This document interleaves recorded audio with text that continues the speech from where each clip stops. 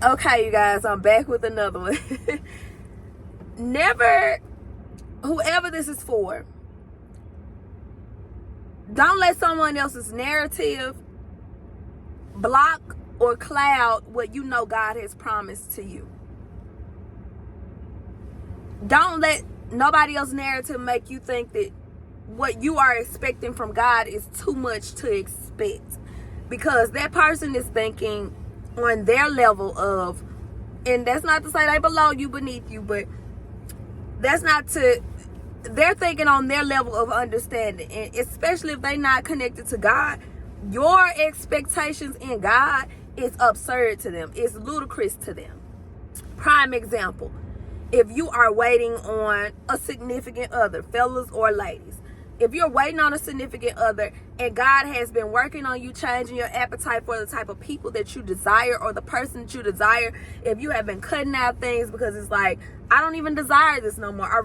Even if I do desire it, I want to experience this with my husband, my wife. If you are feeling that and people are coming around like, life isn't a fairy tale and you never know, it might be an unconventional type of love, it might be this, it might be that, stuff might not happen in order, like love, marriage, baby, carriage, the little song, first comes love, then comes marriage, then comes so-and-so with the baby, carriage. That's them thinking from their level of expectation and them possibly not even being connected to God and trying to get you to settle for what they settle for. Ultimately, don't settle. If you know God is changing your appetite, go with that appetite that he's changing in you and expect it to happen in the order that God has it happening in, because it does happen in order. God does not confuse you. He's not the author of confusion. I know y'all have heard that before, but it's the truth. And never let somebody else make you feel like, dang, I'm expecting too much, huh? Maybe it ain't gonna be perfect. People have tried to get in my ear a lot about things, and sometimes I would go with it. When I was in that weak state of mind, I'm like, well, maybe it won't go perfect. But then I also realize when I come back to God, it's them trying to allow me to settle, because guess what?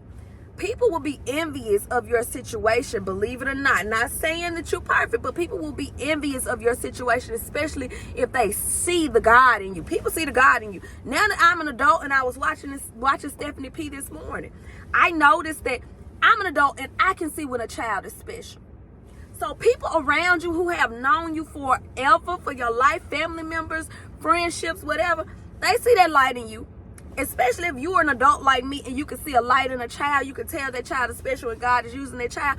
That person can see that light in you from the day you was born, if it's a family member. And if somebody tries to lower your expectations, it's because they already see what God has for you and what God has promised in you and the light that God has developed in you. Don't allow somebody else to diminish your expectations and your order of things that you're following with God, because you can have everything and you're going to have everything. And I'm speaking that over myself too. You're going to have everything. I'm going to have everything that God has promised me in the order that God has promised me in. And you go with that appetite that he's changing in you. You desire what you desire for a specific time and a place and a person, okay? And do not, this is reassurance, do not let somebody diminish that expectation in you. God bless. This is my second Car Chronicles. I'm excited that God has given me this word. I want to share it because it's never just my story. I love y'all. I will see y'all back in another Car Chronicle video. Bye.